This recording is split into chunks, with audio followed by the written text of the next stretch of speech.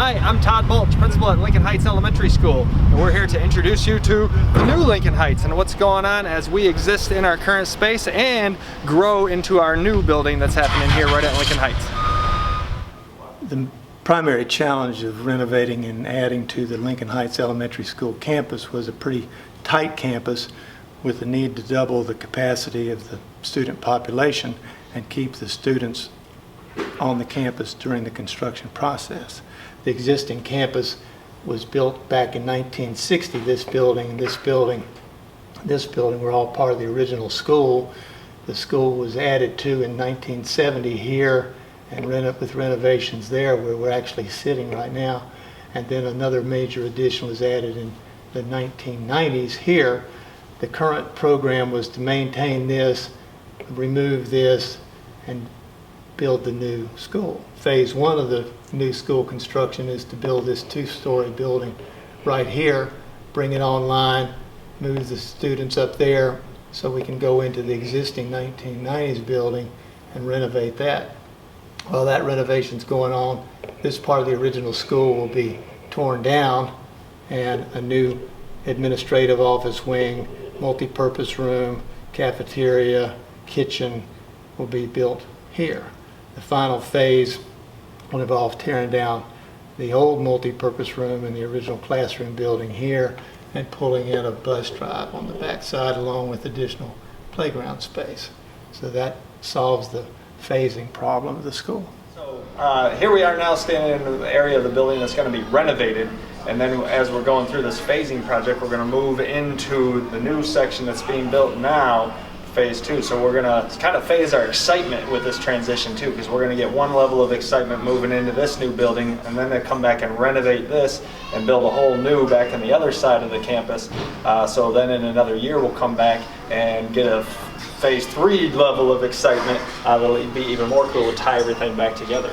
So at this time I'd like to kind of look at the transition that we're going to make, and I'll introduce you to Mr. Jason Tobias, who's our project manager from Skanska. Jason has worked with us very carefully and helped accommodate us on specific days when we need things, but truly the project that's gone on really has not hindered learning at all, hasn't really had any dramatic impact on what's going on. We function and they do their thing on the other side, so we've been able to coexist really nicely, which didn't think it was going to be that easy, but it's worked out pretty seamlessly.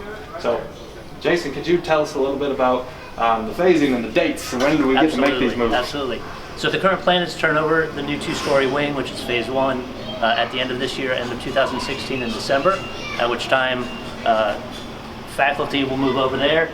Students will actually, when they come back to school after the winter break, will move into that new building, and then we'll transition into this existing building for the renovation piece.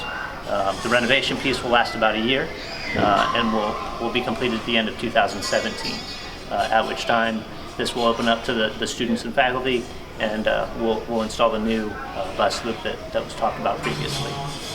So if you want to go into the site, we can see where we're at construction-wise.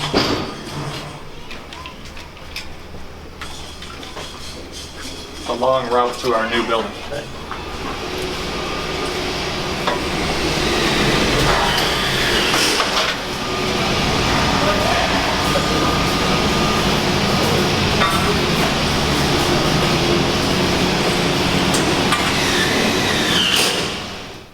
Phase one of this project involves building the second and third on the first floor and the fourth and fifth classrooms on the second floor. Then during the renovation of this building, the students that were in here will use this space. Once this space is renovated, we'll be adding a new administrative office area here. We'll be adding a new media center here. We'll be adding a new dining, cafeteria, multi-purpose room here with a new kitchen, service entrances, bus drives in the back. The existing school entrance will stay essentially where it is now, and the pick-up and drop-off program will stay essentially the way it is now. The playground will be developed and maintained and enhanced. There'll be an outside shelter for outside education. There'll be a courtyard developed in here for STEM educational opportunities, and all the playground equipment will be replaced. So we'll basically have a 21st century school where there was a 1960 school. Okay, so we're standing in one of the classrooms here, and you can see down behind the multiple classrooms right behind. This is the second story. It'll be 4th and 5th grade up here when all is said and done. And as a STEM school at Lincoln Heights, this new building is going to give us the flexibility to really bring STEM to life. And also the 4 C's, which is a big part of our strategic plan 2020 for Wake County. Being able to have the flexible space and the furniture to move around will allow students to collaborate and communicate with one another much more readily and to be able to put things into action. So STEM learning and project-based learning and so on that's there will be able to function much better in this new setting.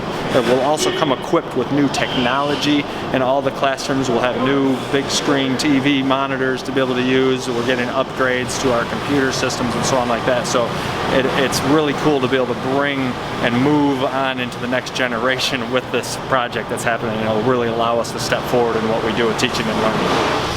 Alright, so one of the cool and exciting factors of having the project go on while we're still living and learning here at Lincoln Heights is that it kind of becomes a learning experience for the students to see the construction going on at the same time.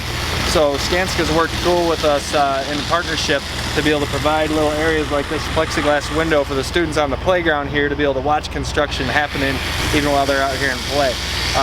We've been able to coordinate a little bit to bring some of the learning into the classroom, because as a STEM school, you know, we focus on engineering, so being able to make some of the connections to the design and the construction phase or whatever, we've been able to bring some of that aspects back, where Jason has even gone into a classroom, and we look forward to doing more of that in the coming school year to be able to educate the kids on the process and so on like that. But it's been a great partnership to be able to work together, provide some additional learning, as well as really focusing on keeping the kids safe during this project as well.